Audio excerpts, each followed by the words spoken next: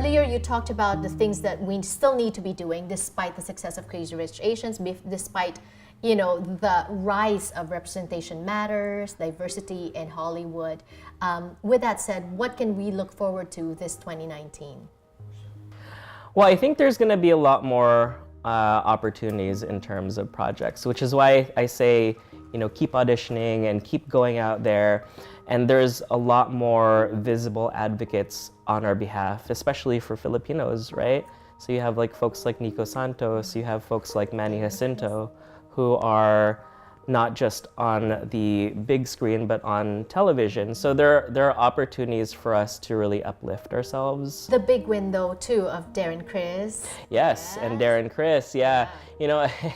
I was watching the Golden Globes, and when he called out his Cebu and his mom. His mom from Cebu. Yes, that made me teary-eyed. Plus Sandra Oh's acceptance speech. That was an amazing time. So that's a good example of opportunities for us. I want to go back to Filipino traits, Jer. I mentioned earlier being assertive is not a Filipino trait, and you're saying that through your experience, through your influence, you're trying to change that, telling us to be, speak up for ourselves. What about another Filipino trait, which is the notion of crab mentality? How present is that still, and how can we get rid of that? Well, I would hope that it's lessening. I haven't really run into it as much, but I have had my interactions with crab mentality in the past, and honestly, I think as a community, that's one of the big things that's holding us back. So hopefully in 2019 and 2020, moving forward, that will lessen and hopefully not be as much of an issue. What about you? Operating in kind of like the mainstream, but we all know that IW is a big Asian American firm as well, and you have a position of influence here. What about discrimination, in the mainstream? Any experiences with that? Me personally, I don't think so. I have been in a room that was full of non-POCs, and I'd be the only POC in the room. And then those people who are in influence were actually making decisions for our communities. Now, in my position, I can actually, speak up if I see that ever in a room, and people will actually listen, hopefully. I think personally, I've not actually had that much that I know of, at least, luckily. Biggest learning from this, from the ups and downs, from the different companies you've worked for, from the different communities that you associate with? For a long time, I was very impatient. I didn't realize why I wasn't getting to where I need to be in such a short time frame, and honestly, it takes a lot of resilience, as I mentioned. It takes a lot of hard work. And honestly, it takes a lot of learning. In my 20s, I thought I knew everything. And now I look back and realize that, I needed those times of unemployment. I needed those times of struggle.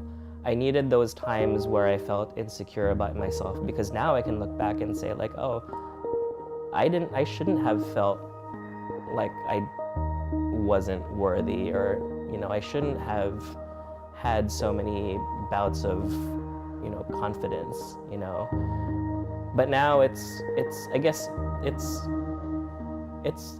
refining yourself, I think.